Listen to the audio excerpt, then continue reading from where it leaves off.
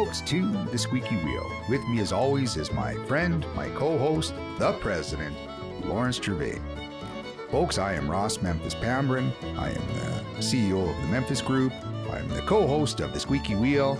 We did our opportunity to do our Métis Minutes. Thank you to all of our listeners out there. Lawrence, why don't you tell me about yourself?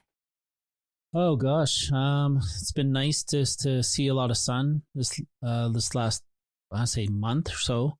But I just hope it continues and we see more family in small cohorts, of course, not in these big, large family gatherings, but at least a few. And you know, I really miss a lot of our members, especially my kids' grandma and grandpa, my parents. You know. So it's been tough, but you know what? We're looking forward to the future, right? I think, and I know thanks to you and thanks to everybody in the office, that we're starting to get a bit more conversation, especially amongst the seniors, the elders. And there's some good programs, I think, that are going to come out here for the youth that are happening. So thanks for spearheading some of those. But I do also know, and I totally agree, boy, it sure would be nice just to get a chance to get together with everybody and sit around the circle and have our conversations like we normally do. I imagine, folks, it's going to get there. Here on the Squeaky Wheel, we're always thinking positively. And I know I'm excited about our guest who we're having on today because she's very, very positive individual and very spiritual. I know that she is very engaged in her community. And just to give you a little peek into the future, folks, we're going to be chatting today with Amy Willier, and she is let's see, she wears quite a number of hats. She's an artist, she's a designer, she's a business owner, she's a community spirit, and she is the owner, or one of the owners of Moonstone Creation, who will be coming on our program. So I'm excited to have her on there. Before we jump, Lawrence, into our conversation about, as we normally do, about our current issue, folks, we usually talk a little bit of coffee, we talk current issues, we'll lead into Métis connections with our guest. We will talk about how it is to reach out to us, and we'll also talk about what to expect on future broadcasts and our rant. So today, Lawrence, the coffee that we're drinking is, now we've been to the Calgary Heritage Roaster Group before, but the reason I wanted to try this one specifically, so they were a couple local firefighters or wildland firefighters, so they were more provincial, but these guys, and I've never worked with them, but I see them down at their coffee shop all the time down in Inglewood. And I'm not necessarily saying we've gone full circle. There's still a lot of other ones, but I loved the look of this bag and I loved the taste of this coffee because it definitely has, for me, it tastes a little bit like work. It's got just a little bit of good darkness to it. So this is their dark foncé that they've started selling. So keep that where I always like to keep it. So it's a wonderful, wonderful coffee. So yeah, you'll have to sample it, and then we'll have a little bit more of a discussion about it. So folks, Calgary Heritage Roasting Company. And this is my little time too. Can you actually say that French word again? Sorry, I didn't catch that. Is it a dark foncé? Oh, there we go. Yeah, you saw that too, and I know you're studying a little bit more French than I have. And even though I know that there's a little bit of French someplace in the the French last name gives it away, but no, yeah, right, yeah, yeah. Well, sure, it might help a little bit, but I apologize. My enunciation sometimes of all of the French words is sometimes a little bit off. So yes, I highly recommend you sample their coffee. I want to say thank you for your bringing Audrey Poitras onto last week's conversation. We talked about Jasper Coffee in the coffee house. And when we got the chance to talk about things that are happening within the urban municipalities, it was a nice way to have that conversation with Audrey about her role as the provincial president of the 6 regions and her impact with all of the people within the Alberta community and the federal community. Such a wonderful, versed speaker. And I see that from the experience that you have as a president of this region and one of the 6 presidents, that your impact and the decisions you make and her decisions impact a lot more than just yourself in that office. Mm-hmm. Yeah, I mean, it was definitely, it's always a nice, refreshing, just to have a conversation with her. And, you know, a lot of people, if they don't see her, they assume something's happening, or they assume this is going over there. But it's just nice to see her viewpoint and give us the current situation with the Métis Nation of Alberta, and the relationship with Canada and Alberta, and where we're headed with all that. So it was definitely a wonderful interview. Yeah, if it wasn't for you, if I was the one who was bringing on all the guests, we'd end up probably just talking to some of the local rabbits and the neighborhood cats. There's nothing wrong with that. Able to, Ross, yeah. No, they're all wonderful to bring into the conversation. They're all citizens of Calgary and Alberta, right? They're, as long as they're licensed, I think then they're still citizens of exactly. They're all microchipped, yeah. I'm sure, right?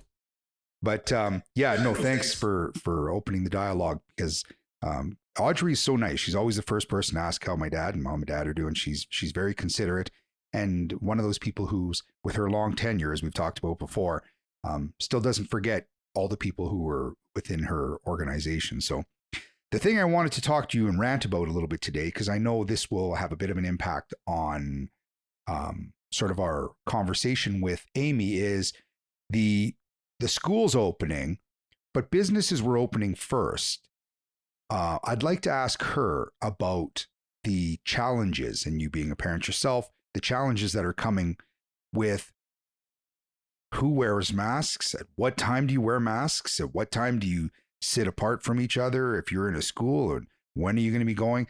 For her, the question I know is going to be, how are things impacted down in the Inglewood community for her regarding those challenges? We know, there's, some of the bit of the challenges to getting people to wear masks to protect these kids going into school, leading up to school.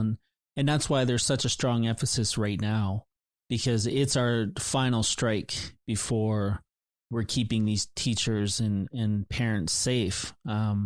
So it's not saying that the kids will probably get the COVID, or who knows, there might be a small percentage of who are getting it, but it's how they transfer that to others. That's the most important thing. And we're trying to use that exercise, but we know we have a lot of people that are following media and politics somewhere else and being influenced and saying, well, I don't need it. I don't have a kid in school, so therefore, I can walk around and do my thing, right? But we're all trying to be cognizant that our younger people, now it's their time to step in to where they are now. And it was predominantly for the businesses that were just opening. It was just an open sign, but then they had to go through a lot of regulation. And then here's the other crux is they're allowing these schools to open, but there's not a lot of as much regulations as there was when businesses were open. So there's a bit of a seesaw happening there too, right? So our hope is that, this last August moving into September, that people are wearing their masks and our numbers go to a very minimal number and a safe number, that we're actually able to keep these teachers safe. Yeah, before we put any more individuals, not necessarily at risk, at what the province might consider a reasonable risk, but let's have as much beds freed up for in the hospitals in case, we see a resurgence. And let's hope we've been doing our job until then. Yeah. And, we say a prayer for all the teachers that are going in. I mean, it must be tough for them to consider all this happening now. You hear stories where a teacher wants to go to work and he has to basically live in a hotel in order to teach these kids, right? And not live at home. So he's not bringing anything back and forth. Yeah. And I think folks, and thank you to our subscribers and our listeners. And thank you again. You're right. Absolutely. Thank you to the teachers out there who are at a time where they have to make difficult decisions. And you're right. He, she, they, who are the individuals who are our teachers. Let's not forget they're also parents, right? You're right that we can't just look and say, well, you're a teacher, just go back and do what you have to do. They also have to still make the same decisions as a parent that the rest of them are doing. Yeah. And we also have to remember that COVID also, and the threat of COVID, it carries a lot of liability. So if you have a school and the sick child goes home and he has it, and there's just so many things that happen, right? Yeah. And it's not because you don't believe in masks or you believe in your freedom and it's all that. It's all about making a safe place for the next journey that we have until a vaccine shows up. Yeah. And so speaking of a safe place, I think now's our opportunity that we can bring Amy Willier into our conversation. And I'm excited because now we're going to get a local business person's point of view. And being an artist myself, and you being an artist yourself, the difference in her art, I'm interested in having a conversation. So at that, let's bring Amy Willier into our conversation. And folks, here's that opportunity that I was describing to you. We have now it's hard to say, and Amy, you're going to have to help me understand this a little bit better, but I'm going to use the term local artist. But I think because of, as with an Indigenous background, it likely extends a lot further than that. So folks, here's who we were chatting about. We have Amy Willier, who's the, I guess, co-owner, designer, artist, and a local community member when it comes to your Moonstone creations down in the Inglewood area. That's been there since 2009. So Amy, our guests and our listeners and our video listeners often get to hear about Lawrence and I because we rant before we invite our guests on. We usually rant a little bit afterwards, but we want to welcome you to the Squeaky Wheel, and we want to take this opportunity. Why don't you tell us a little bit about yourself? Okay, I've been in Calgary for 26 years. I'm Cree First Nations from Sucker Creek Reserve, but I'm Métis as well. So yeah. As we say, I'm treaty Métis because I'm from such a diverse background. But because my parents married before 1982, my mom gained treaty status, and she's Métis originally, right? And so I gained treaty status, so I get both sides or all the sides of my background. So, and my aunt, the late Marlene Lands, used to call me her treaty Métis niece. So, I accept it. But we've been in Calgary for 26 years, and my mom has been doing Native art. My mom's Yvonne Jobin, and she's been doing Native art my entire existence. And I started selling when I could see over the table. And before that, I slept underneath. So I have always been involved in promoting Native art through her and through, and then through our store. We opened 11 years ago when my son was 7 months old. And we started with about 12 artists. Now we're over 60 artists from across Canada.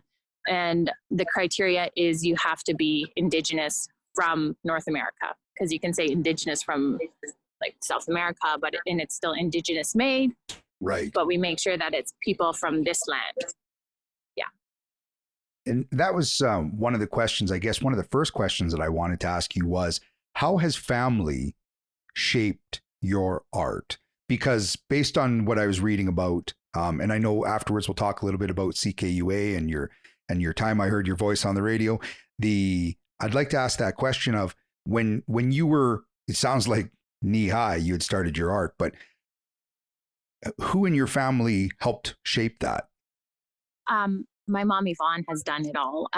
But when she learned Native art, because she grew up Métis, and at that time it was basically like you had to forget those ways, and if you can assimilate.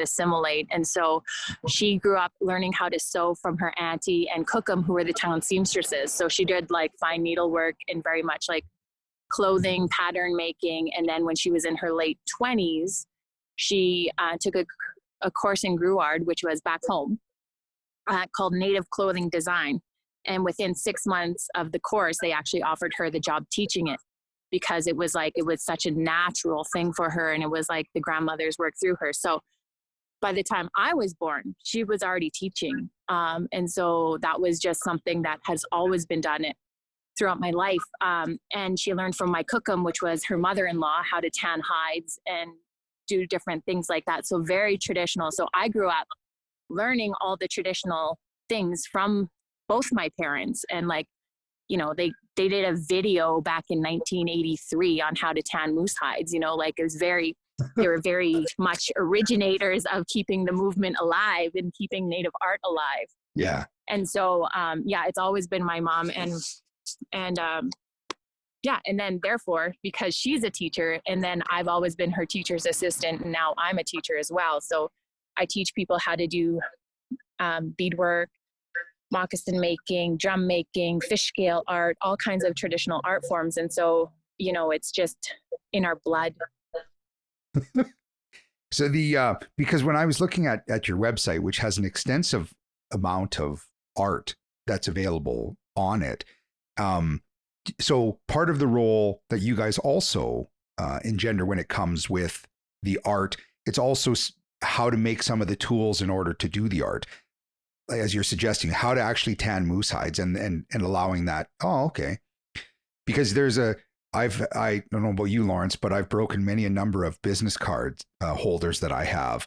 Now I think what I should be using is one of the ones that is moose hide and beaded. So that's something we're going to have to talk afterwards about, Amy, is a squeaky wheel. I thought you broke all your business card holders scraping all the brains out of those those skulls to tan those hides, but I guess not, right? That wasn't the reason they all got damaged. I think they just fell out of my pocket. I was going to say your Métis showing if you don't know how to scrape out a moose brain. So then I do take some responsibility. I guess I wouldn't necessarily suggest that you can enroll me in the next class, but there's going to be some time where I'm going to have to learn a little bit more. As we learn quite often on our program, Amy, is that when people are interested in sharing the conversation about their background, it's different for everybody. And when it comes to being Métis, there was a bit of not confusion, but a lot, even within the community, a lack of understanding of differentiating the difference between at what point do you sort of follow a First Nations background, at what time do you follow what would sort of be the traditional current just living in Alberta and sort of not portraying or not standing out within your community as being Métis. And I understand, and I'm hearing what you're saying. You're embracing both. And I think it definitely comes out in your art. So I guess one of the questions that I have is when you're designing your Indigenous art, do you start from I want this to look Indigenous, or I want this to look like the art that I want to do, but I want it to have an Indigenous relationship with it? So first of all, anything I make is Indigenous art because I made it. Okay, good point. So in other words, it's just art then. Really, for you, it's just art. Yeah. Because I made it. No, not at all. Not at all. But second of all, it depends on the piece that I'm doing. So I got asked from the Calgary Public Library to paint a drum or a shield in honor of my Métis background, and it was for last year. And I painted a drum with floral beadwork designs, and I did it in honor of my late Aunt Marlene Lands. But it was, really doing the research on why you have the 4 parts of the plants and that whole teaching behind it. But that was very specific to my Métis roots, where when I do a lot of the art that I create now, I just want to make sure that I'm tied to my roots, and also, but it's something that is functional for today. So I'm not going to make a rawhide bag that I have no purpose to use today, but I'm definitely going to make a moose hide purse that can be worn anytime, so I wouldn't make a rawhide suitcase because we're not going to use a suitcase like that. You know what I mean? But right. I want to take the traditions from my past and my ancestors' work and then bring it to the future to make it relevant for now so that we're not long lost people. Yeah. And I know that there's definitely in our world today, there's always a concern or the people's I like to use the term misinterpretation of appropriation of culture, because there's a fine balance between, is somebody doing this out of respect, or are they, and in which case, they're doing it and hopefully doing it for the right reasons, or are they just trying to capitalize on something? That's exactly it. Yeah. So, and that's such a huge thing in the Native art community and in general. So for us, my mom and I, when we opened the store, we were very much like, it has to be Native made, or at the very, very least, Native people are getting royalties for their art. So we ensure that we're dealing with companies that have paid royalties properly to artists, or we're making it ourselves. So in the store, my mom, myself, and my cousin Kimmy, we make about 50% of what we carry. Oh, okay. Yeah, and then we have people that just do beadwork. So they'll just bring us a beaded piece, and then we create something out of it. And then we have painters, sculptors, jewelers, and and it's just a wide variety. But again, we make sure that it's native to this land made. Yeah. Because that's the key right now with, and I think from an artist standpoint, to say that it's indigenous made, you can use the government term of whatever we are, because that's like the latest, whatever we are. I like to say I'm a nihiao, because that means I'm the two-legged on this earth in Cree, and so for the indigenous part, because it's a global thing, it's just basically any brown person that's been in that land for longer across the globe. Right. And so from an artist perspective, like I remember seeing something promoting a Christmas art, like indigenous art, we're having this indigenous art booth handmade by indigenous people. And it was beadwork from Africa, because we were all colonized with beads at the same time. We all thought, wow, we don't have to make beads out of bones or shells or whatever. And the colonizers brought white beads. And so we have to be, as artists, as Native people, we have to be aware, like, no, this is our art because of this, and really being well versed in your own history, I guess. Yeah. I listened to your audio recording that CKUA had done on your interview. So incredibly generous. And the question I had, so here originally you were building 5 masks in order to share with the community, and you ended up building 50 masks that have that beautiful native, indigenous, Aboriginal, let's try and find all the terms we could use, bit of Métis in there. Actually, the ones we donated had no design on them, so everyone could wear them. Oh, okay. So that it doesn't, yeah. And and you had made a nice comment in there that even though they had only asked for 5 or such, you guys knew that there was going to be more that were required. So you made more masks.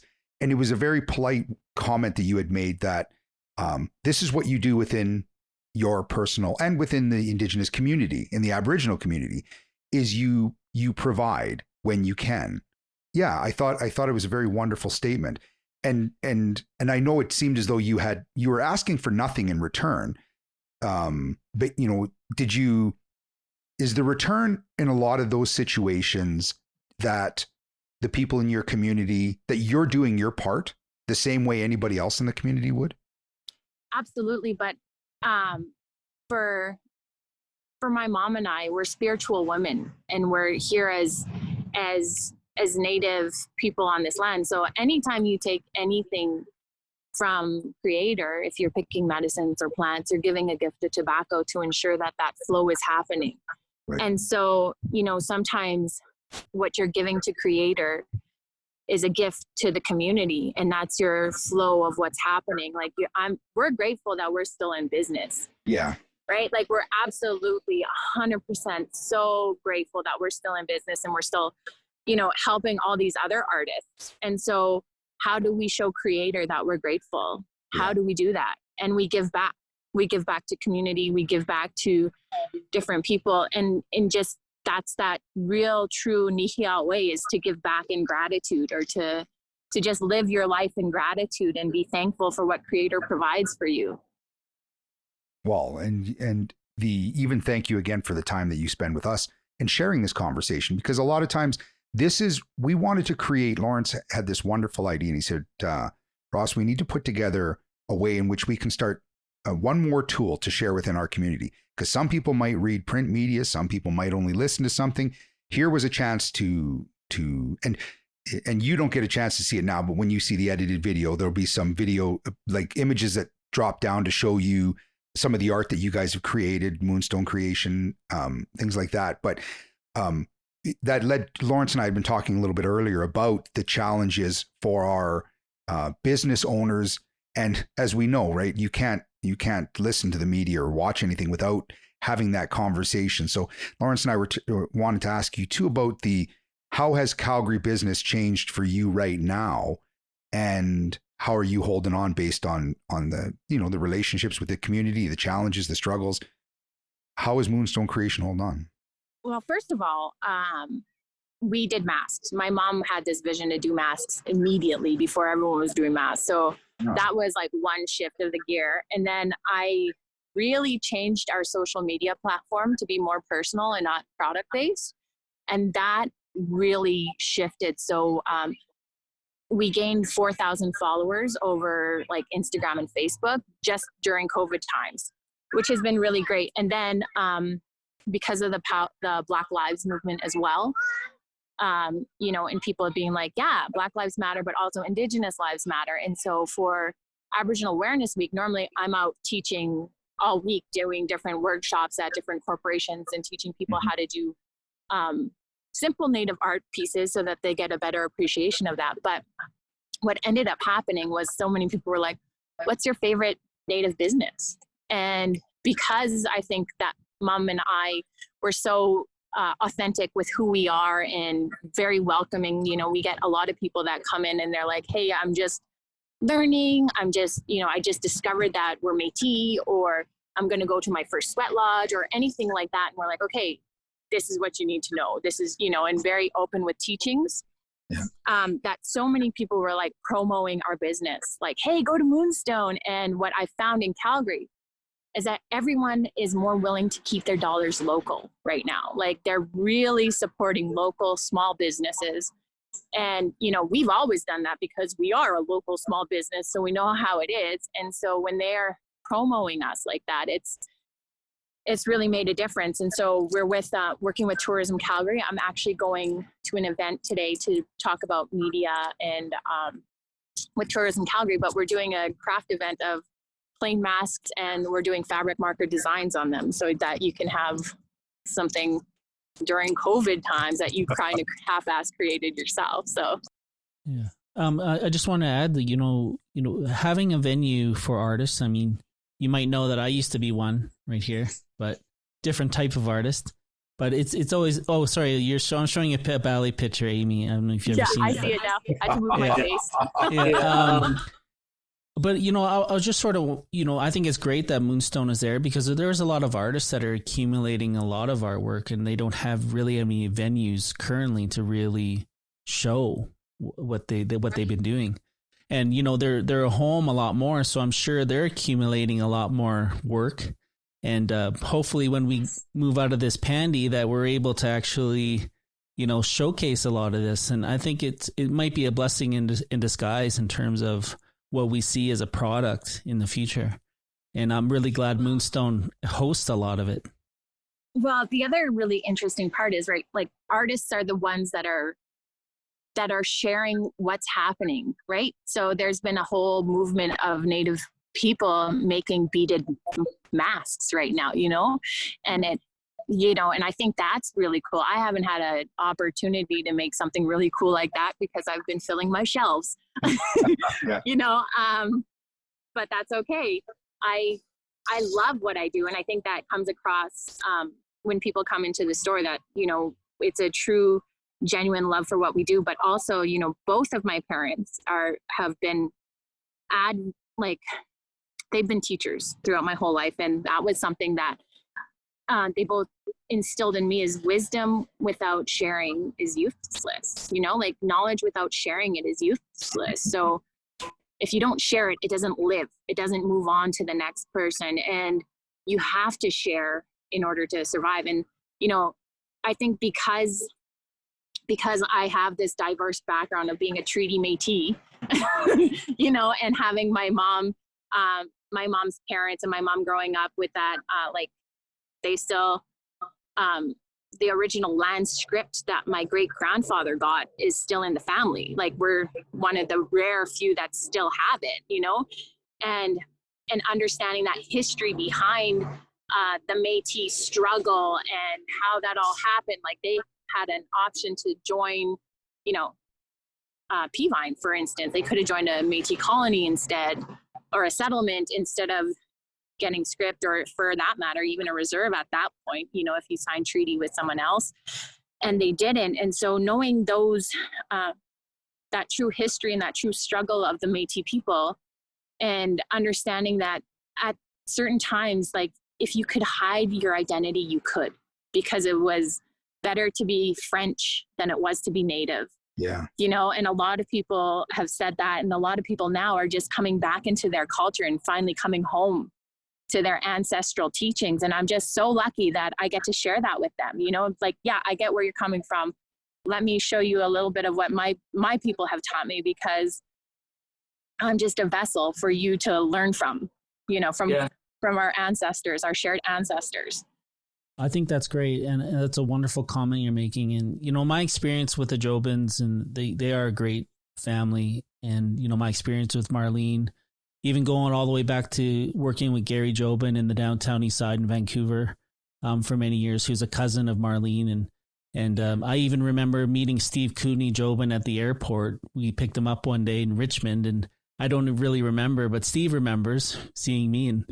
And you know, and then my travels back here, and then meeting your mom and Yvonne, and certainly your auntie in Edmonton, who makes a lot of clothing for the Métis Nation. And maybe that's all a tribute to growing up in Northern Alberta for them, you know, and being in it made these strong community women on the Jobin side, right? Exactly. So, yeah, exactly. Like just really being a part of that. But, you know, my mom's eldest sister is still alive, and she lives in Whitehorse, and she has her own native store. It's called the Indian Craft Shop in Whitehorse, and it's still an Indian craft shop because when she made it, everyone was still Indians. Yeah. You know, and so going back to like our diverse.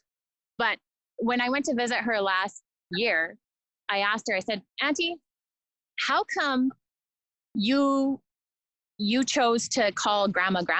And she's like, well, what do you mean? I was like, you set up the rest of the family. Your children were the oldest, and they started calling her grandma. Like, why didn't you call her Cookum? Like, you had to cook them.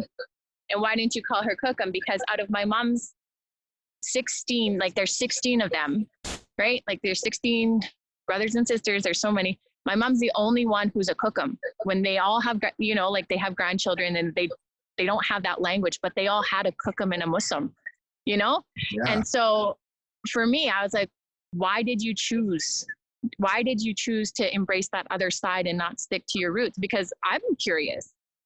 For me, it ended up being like a part of, that was how I differentiated my grandparents. You know, like my dad's side was Cookum and Muslim, my mom's side was grandma and grandpa. And I just wanted to know, like, why did we stop that language, that knowing, that learning? And, you know, my mom said about how they had a medicine man, but he was hidden, you know, like we didn't talk about it, or the spiritual teachings. My mom is more based upon the traditional Native spirituality teachings, where the rest of her brothers and sisters didn't have that, but that was like very Catholic.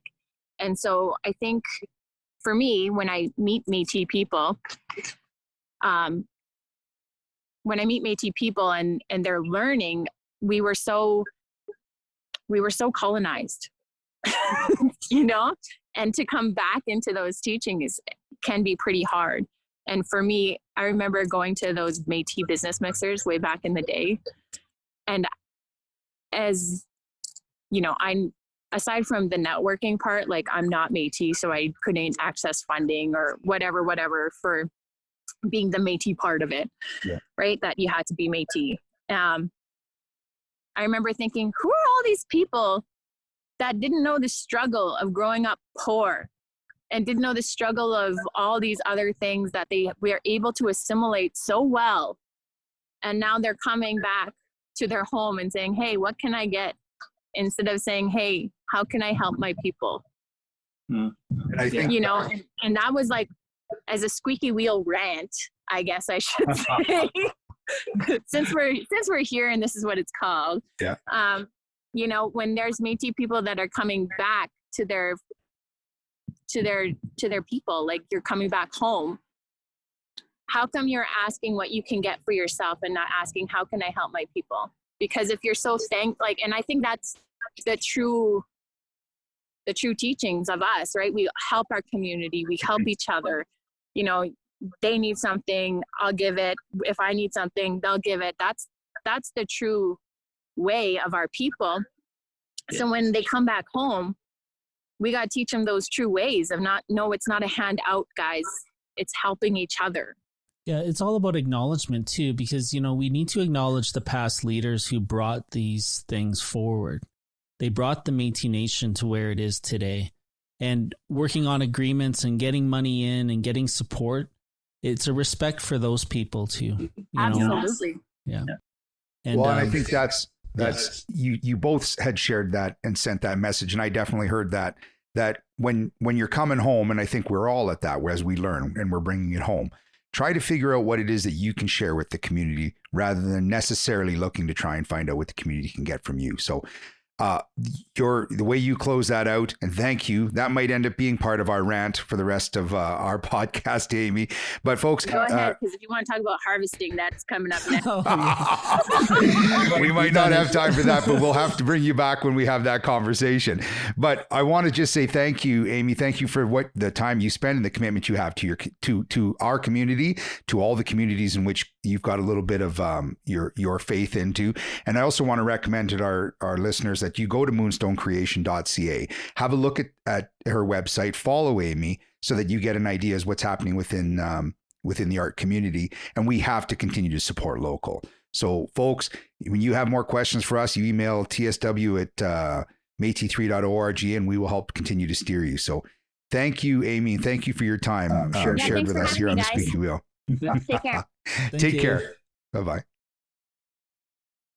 So, folks, thank you for those who are listeners. Thank you for those who are video watchers. I mentioned before, we're very fortunate to have had our local artist and business and entrepreneur and designer, Amy Willier, on our conversation. But if you want to reach out to us, make sure you send Lawrence and I an email, tsw@métis3.org.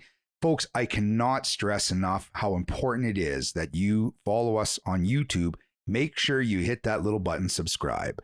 Each one of those numbers just continues to build for us our platforms. We're seeing relationships that are developing with the rest of our Métis communities, with the indigenous communities, with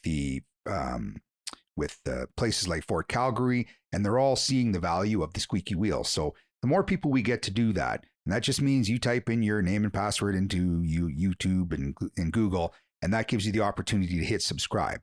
It's not that it changes much for you, but what it will do is when we send out our podcast, it will send you a link saying, hey, folks, now's your chance to watch. And we're always bringing exciting new guests onto our show, so I think it's a great opportunity.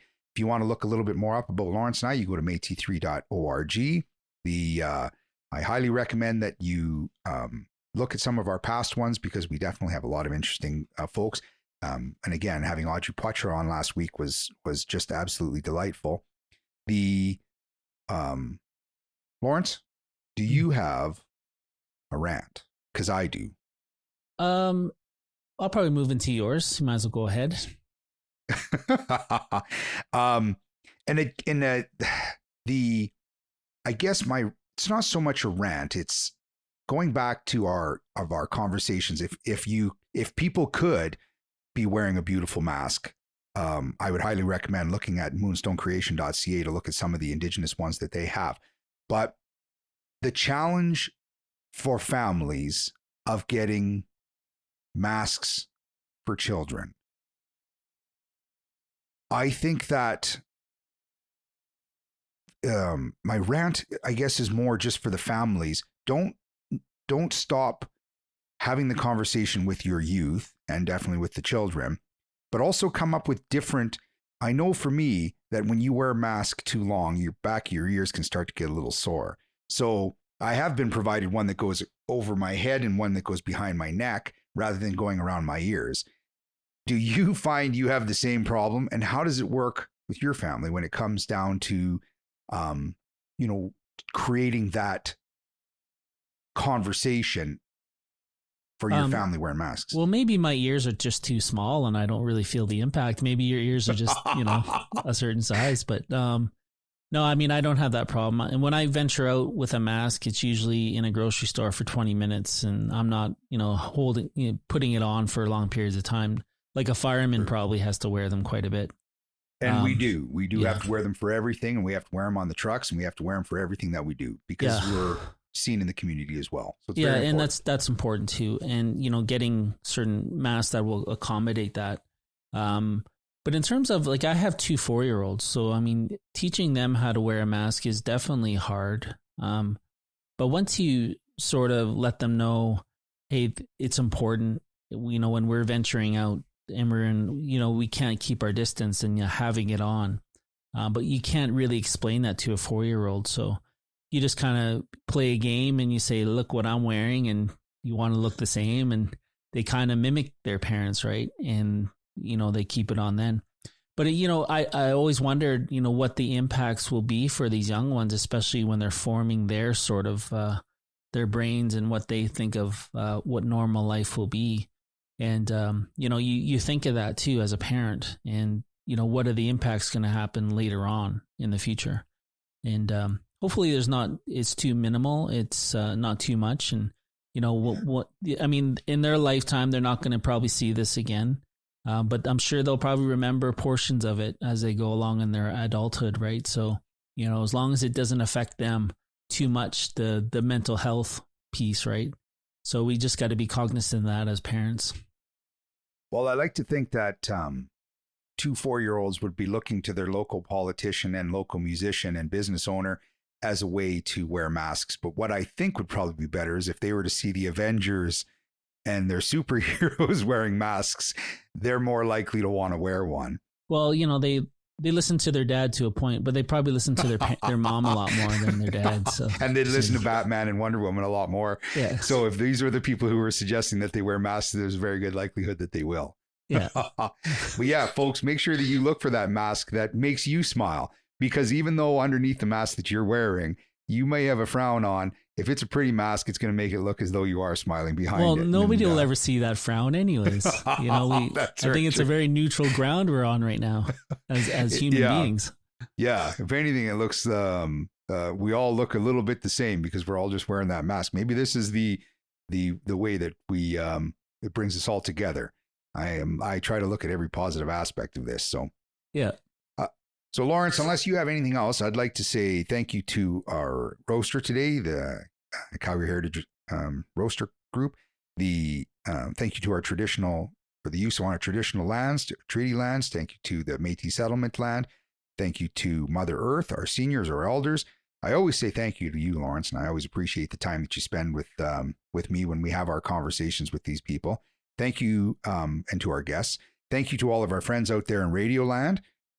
I hope you keep the fire burning. If you have any questions, make sure you send us. And please, folks, make sure you subscribe. Lawrence, close us out. Yes, thank you, everybody, for coming. And thanks to Amy for being our guest today and learning a lot more about herself, even as a treaty Métis, which, we're all related to. There's somebody in our family that's a little bit closer to the treaties than we are. But it's a wonderful thing for actually our viewers to see that, we are one big, larger family than people actually realize, right? So, yeah. And it's some part of your journey, folks, when you come home to wherever it is, whatever your background, whatever your history, whatever your genealogy, go there with an open heart, with an open mind, and prepare to be warmed, because you're going to meet a lot of great folks. So thank you, Lawrence. Thank you, everybody listening to The Squeaky Wheel. We're going to close out here, and we look forward to chatting with you here in the near future.